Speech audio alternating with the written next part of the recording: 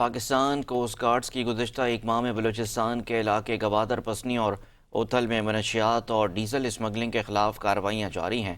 اعلیٰ کوالٹی کی چرس، آئس اور ڈیزل برآمد کر لیا گیا ہے۔ گزشتہ ایک ماہ کے دوران پاکستان کوسٹ گارڈز نے اپنی انٹیلیجنس کی بنیاد پر بلوچستان کے مختلف علاقوں میں کارروائیاں کرتے ہوئے 8,23,400 غیر قانونی ایرانی ڈیزل کی اسمگلنگ ناکام بنا دی ہے۔